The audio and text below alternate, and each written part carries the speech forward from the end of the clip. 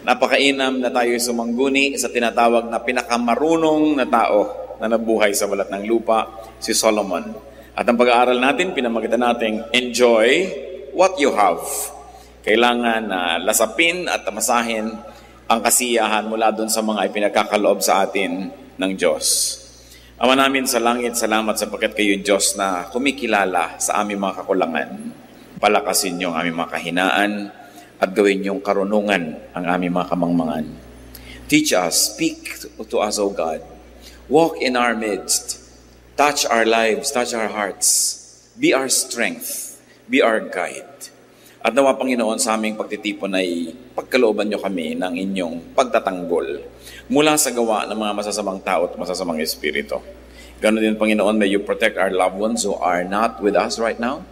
And may you take care of all of us like who you are, a father, shepherd, that you are our leader, our teacher, our shelter, and our fortress. Nawa, Panginoon, sa aming pag-aaral, bigyan niyo kami ng insights.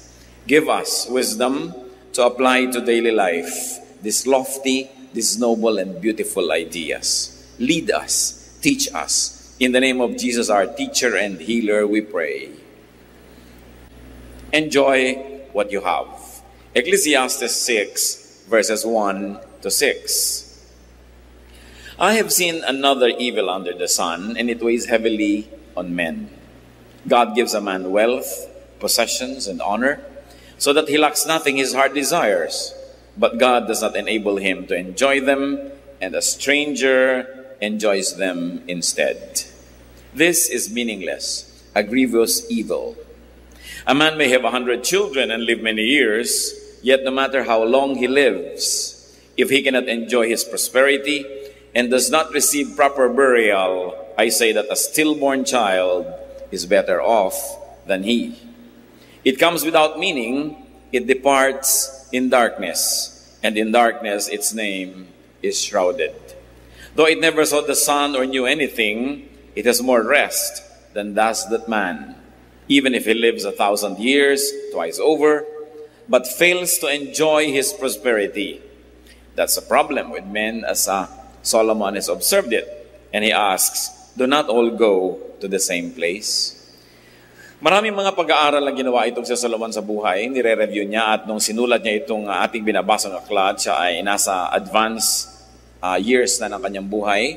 Kaya finilter na niya ng mga maaalala niya ang lahat ng mga naganap.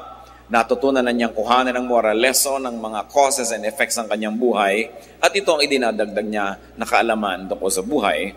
It's not the having, but the enjoyment of what one has that counts. Baliwala naman kung napakarami mong mga ari-arian, hindi mo naman na-enjoy. Baliwala kung ang dami mo naipundar, ang dami mong naipon, pagkatapos hindi ka naman nabigyan ng pagkakataon na lasapin ang saya, ang sarap, ang kasiyahan na ibinibigay ng mga bagay na yan. So not all who possess enjoy the possession. And it is one irony of life. So many people work so hard to put up many houses that they never get to live in. Many people work so hard to have many vehicles that they never get to ride and use because of many reasons. One of them, the law of physics, that a man could be only one place at one time. So hindi mo naman na-enjoy ang marami. Marami kang binibili mga damit, pero gaano karaming porsyento sa binibili mong damit ang talagang naiisipan mong gamitin at gusto mong isuot. Kuminsan, pag naisuot mo minsan nung isa, hindi ka nasarapan, nakatihan ka o nahirapan, hindi mo na halos gamitin uli. Pero ayaw mo namang ipamigay, ayaw mo namang alisin sa cabinet mo, pampasikip sa iyong buhay. How much percent of the pairs of shoes people have, especially to those who have many pairs of shoes, do they really get to use often? So sabi, ang dami-dami ng taong pinagsisikapan, pinupundar, pero hindi naman niya ito na-enjoy. And what is the lesson that Solomon is trying to teach us? Enjoy what you have. So you must survey your surroundings, inventory your possessions, and enjoy them all. Isang mahalaga na apat natin nakikita na bubuklat. Subukan nyo magbuklat kayo ng mga cabinet, marirealize, ay may ang ganda pala akong panyo dito, ay may maganda pala akong pamaypay, may maganda pala akong ganun, pero hindi ginagamit. Kasi baka maluma, baka basira, kasi maganda. Pero naluma na ng naluma, at kung hindi man yun ang naluma, kayo ang naluma. No? Kaya mamaya, hindi nyo na rin yan nagamit. Kung minsan magbubukas ka ng mga cabinet ng mga pagkain, ang daming magagandang mga canned goods, masasarap, nag-expire na sa katagalan, na ipinag-iintay ng special visitor para buksan at naluma na at nakuba na yung lata na baliwala. Solomon is saying, baliwala ang lahat ng iyong tinamasa, pagkatapos inipon, yung pala hindi mo naman magagamit. So every so often as possible, you must take a look and take an inventory of what you have and decide to enjoy what you have. And if you think that you cannot enjoy it in the next 3 or 6 months, give it away. No? Pati po mga damit natin, pagka hindi niya nagamit ng 6 months yan, in the last 6 months, ibig sabihin hindi niya magagamit yan, ipamigay nyo na para magamit na yan ng iba. Kasi laging hiniwalay mo na, gusto mo na ipamigay, pero nung tingnan mo ulit, teka, maganda pa to, balik na naman sa cabinet. No? Pero ang nangyayari lang, nagiging liability. Do not be obsessed with conservation. Do not be obsessed with preservation. Na baka pag ginamit natin ang sofa, masira. Baka pag ginamit natin yung magandang tea set, mabasag. Baka pag ginamit natin yung magagandang baso, mabasag yung isa, hindi na sila pares-pares. Kasi kung nabasag, kung nasira, naluma, sa paggamit, sulit yon. Pero kahit bagong-bagot ang ganda-ganda, naghihingalo ka na, namatay ka na, hindi mo nagamit, yun ang baliwala. Yun ang sayang. And many people don't want to use precious and beautiful things for fear of losing them. Alam niyo yung kasabihan, something's lost and something's gained in living every day. So kung meron kayo isang magandang bagay at ginamit nyo at saka gagamit nyo, nawala tuloy, ganun talaga buhay. Talagang may nawawala, may dumadating, may umaalis. Pero hindi nga nawawala dahil naka-estante, naka-cabinet, naka-lock. It's as good as wala. Kasi hindi natin nagamit. Ang daming mga tao, ang dami nilang Bibles. Pagkaraw naming Bible, pero isa lang naman ang ginagamit nila, you give it away so that people will have good use for your Bibles. Except if you're a scholar and you're always wanting to refer to different versions, but give them away.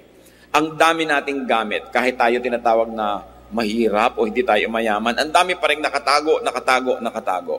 Ang gagandang mga panyo, mga bordado, hindi na nagagamit kahit kailan. Yung pala hahawakan niya pagka siya'y nakaburol, ay, ang ganda ng panyo ng patay. So, gamitin. Do not be obsessed with fear of breaking things. Ganun talaga. Things get broken. Parang natatakot ka palang mabalian, so hindi ka na nag-sports. Natatakot ka palang malunod, so hindi ka na lumangoy o nag-swimming. Natatakot kang bumangga yung sasakyan, so hindi ka na umaalis ng bahay. Dapat ang tao na bubuhay siya ng buong buhay, ginagawa niya lahat ng pwede niyang gawin para makaiwas siya sa mga sakuna at ipinapasa Diyos na niya yung resulta nun. But go on living because life is short. As we have been told that life is 70 years. And if one was very healthy, probably 80. Pero hanggang doon pa rin yun, maiksi yun, kaya hindi dapat sinasayang ang mga sandali. Karamihan, itinuturo sa mga pulpit na tulad nito, sa mga religious gathering, na lagi na lang magtiis ka, magtipid ka, pero hindi yon ang nakikita natin talaga itinuturo sa Biblia, lalo ni Solomon. Because God likes us to have a full life. Life is a gift from God. It is not a problem to be solved. It is a gift to be enjoyed. And a very high level of spirituality is to find the maximum enjoyment in life that God has pre-designed and God has preordained for His people to enjoy. Hindi naman tayo nilikha ng Diyos para parusahan o torturen. Nilikha niya tayo para lasapin natin ang kanyang kabutihan at ang lahat ng kagandahan ng kanyang loob. Of course, things will wear out, things will depreciate, things will fade and tarnish, even disintegrate. But if that happens, well, you are deriving enjoyment and satisfaction from those things, then they would have served their purpose. Basta gamit, ang gamit, sulit. Pero kung hindi nagagamit, baliwala. Bibili ng pagkaganda-gandang sofa, tatakpan ng plastic, at nakaupo sila lahat sa mga bangko, nakaupo sa tabo, sa lata, sa lalagyan ng floor wax, no? Dahil ayaw gamitin ang sofa. Meron ang ganda-gandang kusina, tapos nandun sa dirty kitchen gumagawa. Ano, sasambahin mo, sabi, good morning kusina, ayaw kitang galawin, no? Gagawa ng mga magagandang mga ilaw, tapos ayaw pasindihan. Bakit pa? No? So, kailangan ang tao nagpapasalamat sa Diyos. At isang paraan ng pagpapasalamat is to enjoy what God gives us. Parang kayo, pag nagregalo kayo sa isang tao, ang gusto niyong makita, ginagamit niya yon. Hindi itinatago lang niya sa estante. Ako meron isang tao na tuwing Pasko nireregaluhan ko noon, ngayon tinigilan ko na kasi hindi ko nakikitang ginagamit. Nakalak lahat sa cabinet. Sayang lang. Baliwala. Sumusulit lang yan pag ginagamit. At kung nasira, nawala, habang iniingatan mo naman ang nangyari yon, hindi get on with life. But ang mahalaga na enjoy mo yan. Ecclesiastes 6:7-9. All man's efforts are for his mouth, yet his appetite is never satisfied. What advantage is a wise man over a fool? What does a poor man gain by knowing how to conduct himself before others? Better what the eye sees than the roving of the appetite. This too is meaningless, a chasing after the wind. Pag atin pong inanalyze ang philosophy ni Solomon, masyadong deconstructive kung minsan dun sa nakasanayan ng marami na dapat gawin. Kasi sabi niya, ano ba napapala nung mahirap na sobrang magpagod para mag-aral ng mga bagay na ikasisiyan ng mga mayayaman? No? Ay wala naman. Mamamatay ka rin. Mamamatay siya, mamamatay ka rin. Sabi, ano ba ang mapapala nung marunong kaysa doon sa mangmang? Pareho rin niyang mamamatay at pareho rin maaagdasyan. Now, let us not take these things very, very literally. Hindi niya sinasabing baliwala na mag-aral ka ng manners o i-refine mo yung mga paraan ng pamumuhay. Hindi niya sinasabing baliwala yung matuto ka kasi siya nga nag-aral din ng nag-aral. Ang ibig lang niyang sabihin, don't be too serious about these things. Natuto ka, gamitin mo. Hindi ka natututo, don't despair. May buhay ka pa rin at tuloy pa rin ang iyong buhay at kapareho ka lang ng mga marurunong, pareho lang kayong buhay at pareho rin kayong mamamatay. It is very liberating to learn from Solomon. Not to take ourselves too seriously, not to take every detail of life too seriously, and then to make the most out of every event in life. So anong itinuturo dito ni Solomon sa verses 7-9? Enjoy only what you have and do not covet what you do not have. Sabi niya, better what the eye sees than the roving of the appetite. Mabuti yung hawak mo na kaysa sa yung inaasam mo na malayo. So sabi niya, kung anong meron ka, yun ang iyong enjoyin. Marami pong tao miserable, hindi masaya, hindi kontento. Kasi kung ano yung meron sila, hindi yun ang kanilang ine-enjoy. At kung ano yung wala, yun ang inaasam. Hindi na magtutugma kahit kailan yung supply at demand.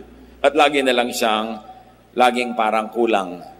Parang sabi ni Percy Bysshe Shelley, isang Ingles na makata, we look before and after. We don't look at the now. We look before and after and pine for what is not. Ang hinahanap ay yung wala. Ang gusto ay yung hindi pwedeng mangyari. Kaya lagi na lang kulang at kulang. Mga kapatid, anong ibig sabihin? To enjoy what you have and not to covet what you do not have. It can mean misery. It can mean happiness kung naintindihan natin ang ibig sabihin nun. Lahat ng tao, meron po tayong pag-aari. Meron tayong atin. Meron tayong sariling bahay. Kung hindi man, nire-rent mong bahay. O kaya nakikitira ka, di arkinin mo sa iyong puso na ito yung bahay ko. Pero kung ang laging isipin mo yung bahay ng iba, hindi ka nasasaya. Ang bawat tao may trabaho, may profesyon, may ginagawa. Kung ang lagi mong kinakaingitan yung ginagawa ng iba, ano lang mangyayari sa buhay mo? Lahat tayo may kakayahan, may talento. Lahat naman tayo may ilong. May tao ba namang walang ilong? Pero laging ilong ng may ilong ang kinakaingitan mo at gusto mo maging korte ng ilong mo ang ilong niya, hindi ka talaga sasaya. Ang sinasabi ni Solomon, ayan ka, maraming binigay sa iyo ang Diyos. May mata ka, may ilong ka, may kamay ka, may kulay ka, ayan ang kutis mo. Ba't laging gusto mong maiba yan? Kaya lagi ka nalang laging kulang, kaya lagi ka nalang hindi masaya.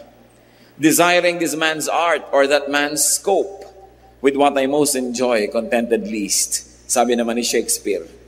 Lagi na lang gusto ko yung kaya niya, yung ginagawa niya, yung talento niya. Kaya tuloy nagsisikap ang tao.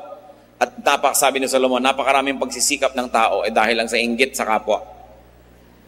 Kaya lang naman aral lang aral, hindi naman dahil gustong matuto, dahil gusto niya, mas mataas yung grade niya kaysa sa kanyang classmate. Kaya naman palaki ng bahay, hindi naman dahil kailangan kasi nakikipag-compete pala siya sa laki ng bahay sa barangay nila o kaya sa mga kapatid niya o sa mga pinsan niya. Sabi niya, so much of what man does is born out of envy. Kaya nakikipag-compete. No? Tama na sana yung kanyang waistline, pinapaliit pa kasi nakikipag-contest pala siya sa isang mas maliit naman yung baywang. Hindi ka natitigil dahil sabi nga sa Desiderata, there will always be the greater and the lesser person. than yourself. So what is important is for you to be at peace with yourself. Ito yung height ko, di ito. Ito yung weight ko. What I'll do is I'll do my best so that I'll be healthy, pero kung talagang doon na lang, di ito ako. Ito yung kulay ko, ito yung buhok ko. Kaya napakaraming tao nakakalbo. Sa dami na nang inilagay ng mga asupre sa ulo para mag-straight ang hair. No? Kung kulot ka ba, di kulot. Marami ka pang mahuhuling insekto. Bakit laging kailangan iba ka, iba? No? And because of the evils of advertising that forever makes you unhappy with yourself, forever making you covet what other people are and what they have, then people end up being unhappy. So do not covet what you do not have. Ecclesiastes 6:10-11. What exists has already been named, and what man is has been known. No man can contend with the one who is stronger than he. At sino yung nire-refer dyan na stronger? Ang Diyos. The more the words, the less the meaning. And how does that profit anyone? So what is Solomon trying to say? That life has been pre-designed. Huwag ka na makipagtalo na may gravity. Meron talaga. No? Di ba ang laging ginagawa ng mga beauty products? Defy gravity. No?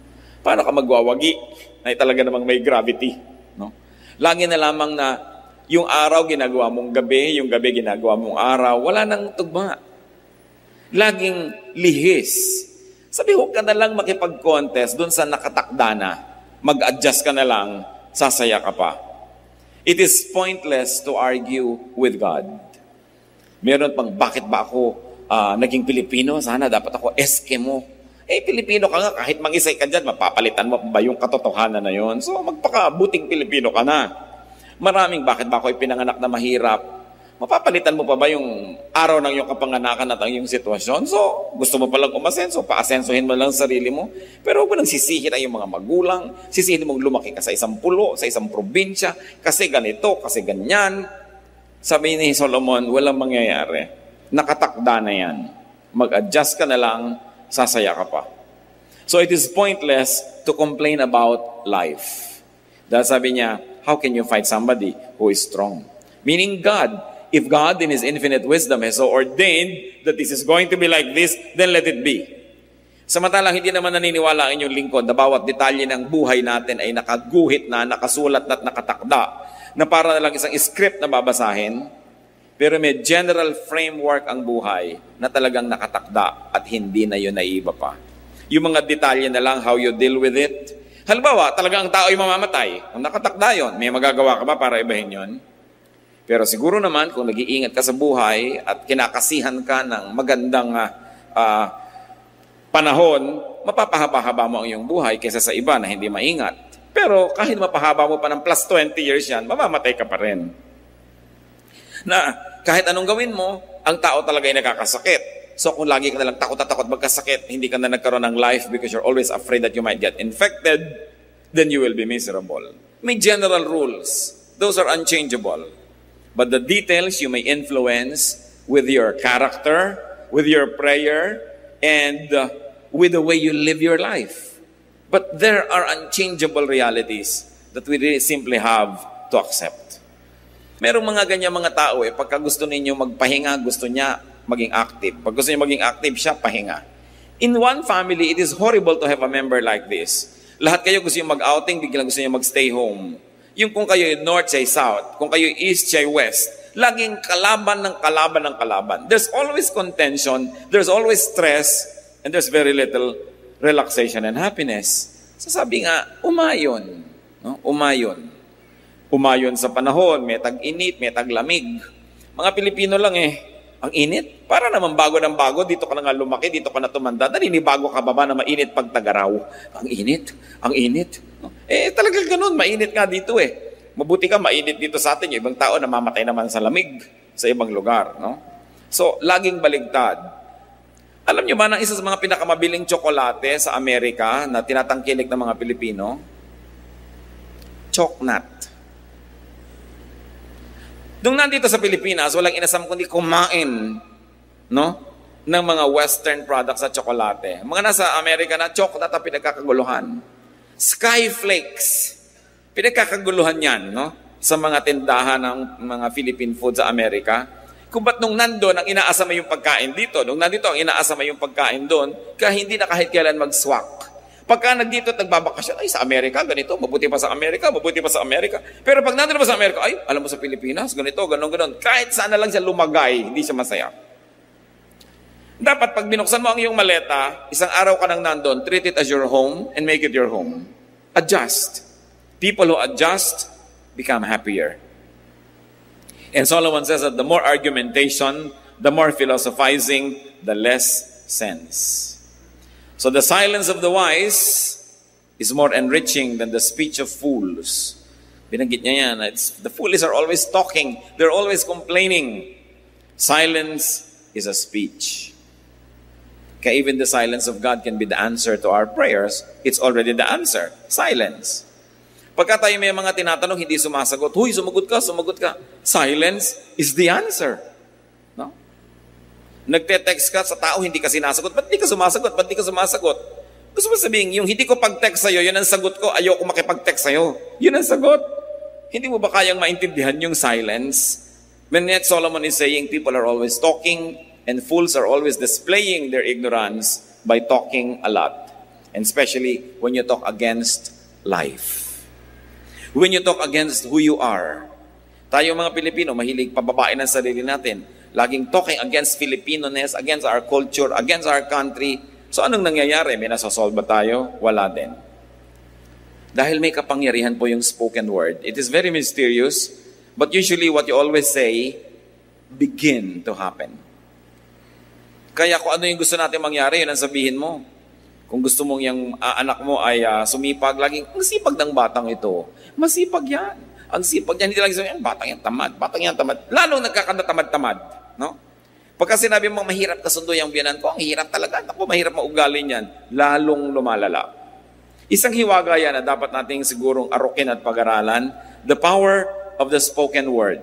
Sa bagay, hindi naman katakataka. Kasi ang Diyos nga, sinabi niya, let there be light. Nagkakalight. No? Let this happen. And nangyayari. We were created in God's image. So mahirap bang ma-connect na may kapangyarihan ng ating salita?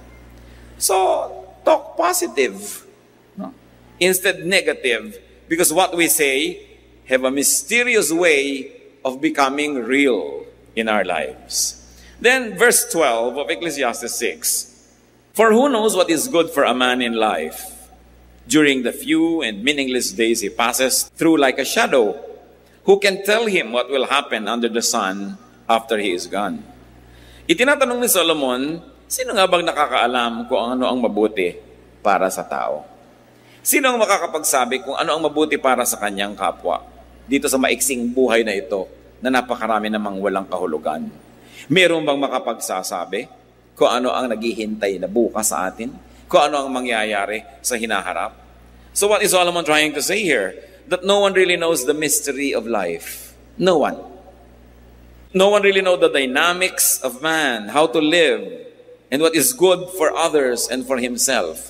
So anong i-apply natin dyan? Talagang kani-kanyang aral, kani-kanyang trial and error ang buhay. Pati pagpapalaki ng mga anak, wala yung formula. Alam nyo yan, kayong mga nakapagpalaki na. May pinalaki kayong anak sa higpit. Hindi nag-work. Meron naman kayong pinalaki sa luwag. Hindi rin nag-work. May pinalaki ka sa layaw, may pinalaki ka sa tipid. Wala kang makitang rule how to raise children. Why? Kasi kahit pare-pareho ang policy mo sa iba't ibang mong anak, iba-iba ugali niyan. O kaya iba-ibahin mo naman yung policy mo, iba-iba pa rin yung ugali nila, hindi mo na mahanap. Kaya meron, huy, bakit ang luwag-luwag mo? Nasubukan ko na yung mga panganay ko, ang higpit ko, ayan ang mga nangyari. Hindi rin nag-click. Sinasabi ni Solomon, walang nakakaalam niyan. At ano ang application sa ating buhay, mga kapatid? Huwag kayo masyadong umasa sa mga expert na akala mo alam nila ang gagawin nila sa buhay. At huwag din tayong laging tinuturuan natin ng kapwa kung anong gagawin. Malay mo talaga kung anong dapat gawin. Alam mo ba talaga? So binibigyan natin ang sarili natin at ang ating kapwa ng kalayaan na pag-aralan ng buhay at gumawa ng mga experiment din sa buhay. Don't play it too safe. Because to play it too safe, when nothing happens in your life, that's when you don't have a life. And what does it mean? That we must allow ourselves to commit mistakes. And that we must allow people around us to commit mistakes. Because nobody really knows what to do. Hindi talaga natin alam ang buhay. Kaya sinasabi ni Solomon, just relax and enjoy life. Don't be too serious. Gusto mo lagi kang maging top, maging honor, hindi ka na lagi mag-enjoy niyan. O may mga grading period, may mga time na hindi ka honor, di wag. Ngayon, kung kaya mong lagi maging honor without stealing happiness from your own self and without making other people miserable, then it's all right. You don't always have to be number one. And brothers and sisters, if you can, whenever you can, be wise. Don't be number one. Yan ang isa sa mga pinakamahihirap na mga pasanin sa buhay, that you are number one. Una, mahirap maging number one. Pangalawa, ang hirap i-maintain ang pagiging number one. Wala ka nang gagawin kundi i-maintain yan. Look at many students, na mga honor students, they are robbed of their childhood. Lagi na lang isinusubsub ng nanay sa pag-aaral, mag-aral. Hindi na naging bata kahit kailan. Hindi na nakapag-enjoy na maging bata. Kasi may obsession. Kung obsession ng magulang, yung anak niya laging malinis, hindi na nag-enjoy ang bata, parang manika na nasa eskaparate. You know, a child must be clean enough to be healthy, but dirty enough to be happy. No? Parang bahay din. A house must be clean enough to be healthy, but dirty enough to be happy. Kasi kung minsan parang ospital na yung bahay mo, ang higpit pala nung misis na nakatira doon, no? Pati yung asawa, pagka humiga sa kama, nalukot. Tumayo ka, nalukot. Ayusin muna natin. You know, nilalayasan ng asawa yung mga ganon. There must be a little carelessness, a little, relaxation for life to be nice. Merong mga tao, nakahiga na lang at lahat, may makikita pang kaprasong palito sa sahig, babangon pa para linisin. Sobrang obsessed. Pero, you know, you don't only make yourself a slave, but you make everybody else around you miserable, especially when they do not share your enthusiasm and they are compelled to dance to your music. Kaya dapat din natin ginagawang goal, yung madali tayong makasama, yung masarap tayong kasama. No?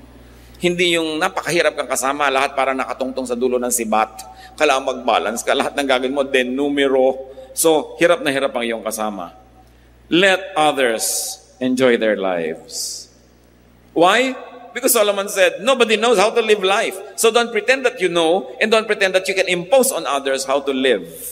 Hindi ko mo ikaw ang kumikita, hindi ko mo ikaw nagpapakain sa yung mga tinatangkilik, yung style mo na lagi ang masusunod, yung haba ng patilyang gusto mo ang patilya ng lahat ng pakain mo sa buhay, yung paraan mo ng pagkain, yung timpla ng iyong suka ang gusto mong masunod ng lahat dahil ikaw yung may pera. Giving people around us the freedom that God has really intended for every human being is one of the greatest gifts that we can give to people. Napakarami pong buhay, mga kapatid, hindi talaga naipamuhay ng may-ari kasi nakasunod lang sa anino ng iba. Lalong-lalo kung meron tayong tatay o nanay o lolo o tita na very domineering and they also happen to be economically powerful, many lives are never lived. They just become footnotes of the life of the people who control them. And because we really don't know, nobody's really sure what works and what doesn't, we must permit the other person, those who are near us, to live life in the way they think they should live it. We should not even impose our morality, even our religious beliefs on others, because even a religious belief is very personal. Ayaw mong kumain ng ganito, huwag mong ipilit sa iba. Ayaw mo ng ganitong gawin dahil sa iyong morality, huwag mong ipilit yan sa iba. Kasi tayo, isa-isa, kanya-kanyang haharap sa Diyos. Kanya-kanya tayong mananagot. Ecclesiastes 6:12, for who knows what is good for a man in life? Talagang napakaraming susubukan mo para mo malaman.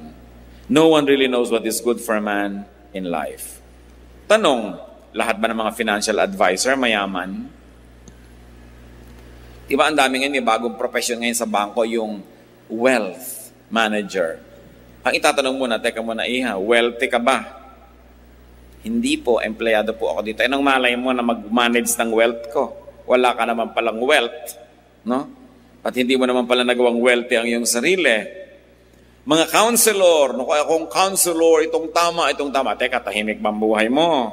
Payapa ba kayo mag-asawa? No? Tahimik ba ang iyong pamilya? Tapos counsel ka ng counsel dyan. So, do all counselors enjoy a peaceful life? Are all doctors healthy?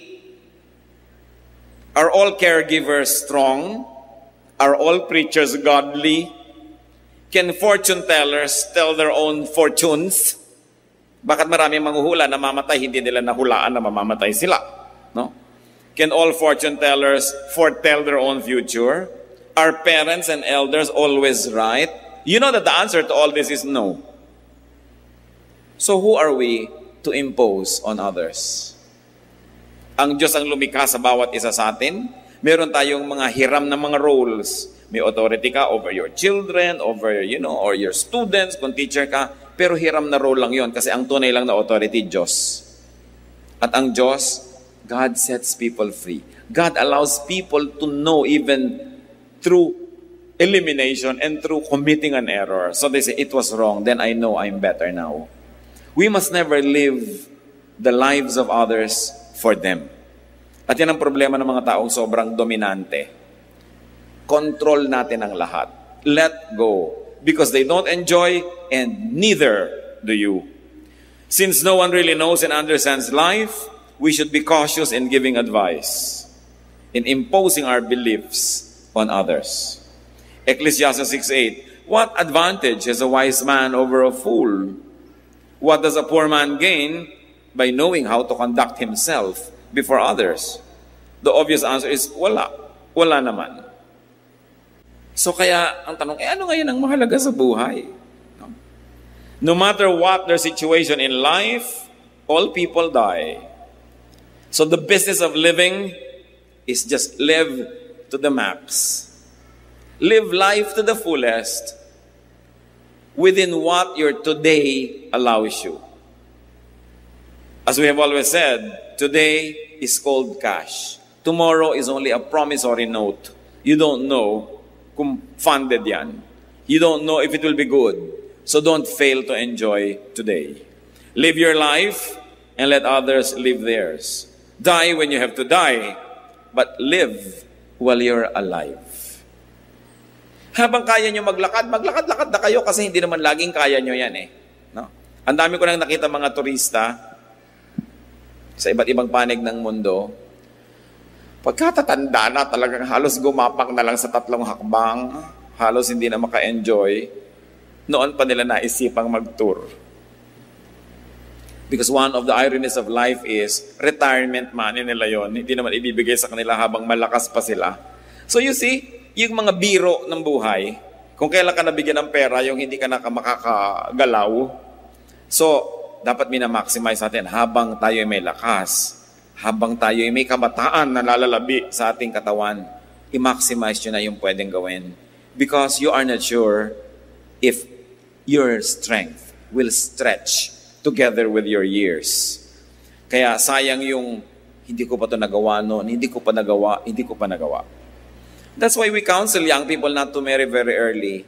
Kasi pag nag-asawa ka, lalo nagkaanak ka na, ang dami mo nang hindi magawa eh. No? Na dapat sana, do sa edad mo na yon nagagawa mo pa. Kaya nasisira kung napakaaga kung minsan ang nagiging mga pag-aasawa, lalo't wala namang maraming pera.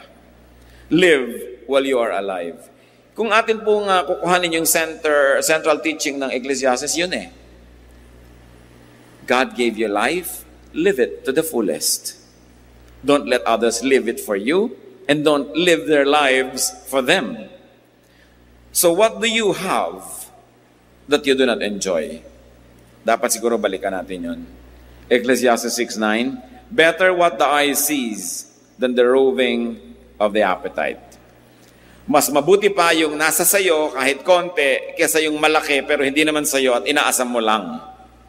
Ang ibig sabihin itong si Solomon. Mag-review tayo mga kapatid. Anong meron kayo na hindi nyo na-enjoy? Maaaring mga material possessions, maaaring talent or skill, maaaring friendship and social skill, kasi hindi pwedeng walang-wala ka. Laging meron ka. May kaibigan ka, may kakilala ka, may kakayahan ka, may talent, meron kang damit, meron ka sigurong bahay, kung ano man yon. Pero isang pagtataksil sa kabutihan ng Diyos na yung meron tayo, hindi natin ma-enjoy. Pagkatapos, aasam-asam ka doon sa nasa iba at wala ka. Baligtad. At ito pong Ecclesiastes 6:9 na ito, napakalinaw sa contemporary English version. Sabi, "It is better to enjoy what we have than to always want something else, because that makes no more sense than chasing the wind." Aming Diyos, kami po ay nagpapasalamat dahil marami kayong binibigay sa amin. Kung kami binigyan mo ng anak, salamat. Kung kami binibigyan mo ng asawa, salamat. Kung kami binibigyan mo ng magulang, kapatid, salamat. Kung binibigyan mo po kami ng bahay o sasakyan o natitirhan, salamat. Kung binibigyan mo kami ng lakas ng katawan, kapangyarihan, talent, salamat. Turuan niyo po kami, Panginoon, na maging mapagpasalamat, maging appreciative sa mga bagay na ito. At huwag kaming umasam doon sa bagay na wala sa amin ngayon, bagamat di naman masamang pagsikapang magkaroon, but teach us to enjoy what is here, what is now, so that we may never waste today and we may never be possessed by regrets in the future. Kung may mga sinasaya kami, Panginoon, na oras na dapat sana'y nagagamit namin sa pinakatamang activity na bagay sa oras na yon, gisingin niyo po kami at ipakita yon. Sa bawat edad ng buhay, below 10, below 20, below 30, below 40, 50, 60, 70, lahat ng ito, Panginoon, ay may kakambal na mga dapat gawin. Ituro mo sa amin na lumagay sa lugar at gawin namin yung kakambal ng aming edad, kakambal ng aming lakas, kakambal ng aming mga kakayahan. Yun ang magawa namin. Not to be doing the wrong thing at the wrong times, but to always be attuned to the seasons. Solomon said that for everything there is season and a time for every matter under heaven. So teach us, Lord, to time our activities, to have the wisdom to know what is good to do at this and that time, so that we may benefit.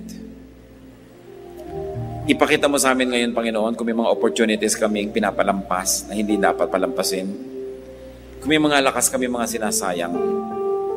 Magbulay-bulay tayo, mga kapatid. Hingin natin sa Diyos yung personal application ng chapter na ito.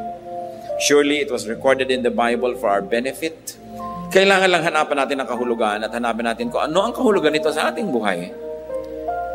Let's spend some moment in silence and ask God to give us wisdom in applying.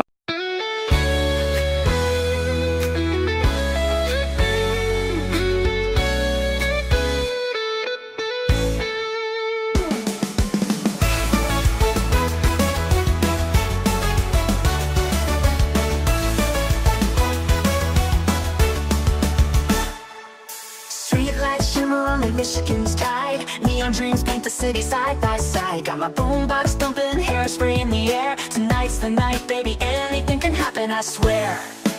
He's got eyes like fire, a smile like a summer day, and when he looks at me that way, my heart just starts to sway. He's across the room, but I know what he's thinking. Underneath this disco ball, our hearts are gonna be linking. Windy City nights, hearts beating like a drum. Got that magic feeling, something beautiful's begun. He's holding out his hand under the neon glow. Tonight we're gonna rewrite the stars, baby, don't you know? We're cruising down Lakeshore Drive, radio blasting our song. He's holding my hand tight, knows how to treat a girl right all night long. We're young, we're wild, got the whole world at our feet. This feeling's electric, baby, can't you feel the heat? He leans in close, whispers secrets in my ear. The city fades away, all I hear is him right here. Fireworks in my soul, this moment's meant to be. Underneath the Chicago moon, he's everything to me. He eyes like fire, a smile like a summer day. And when he looks at me that way, my heart just starts to sway. He's across the room, but I know what he's thinking. Underneath this disco ball, our hearts are gonna be linking. When you city nights, hearts beating like a drum. Got that magic feeling, something beautiful's begun. He's holding out his hand under the neon glow. Tonight we're gonna rewrite the stars, baby, don't you know?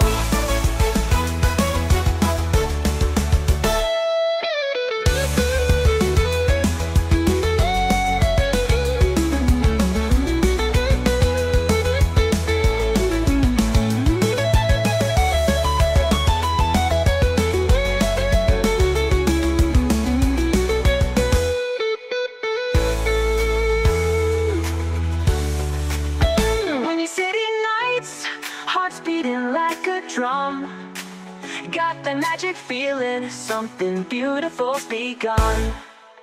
He's holding out his hand under the neon glow. Tonight we're gonna rewrite the stars, baby, don't you know?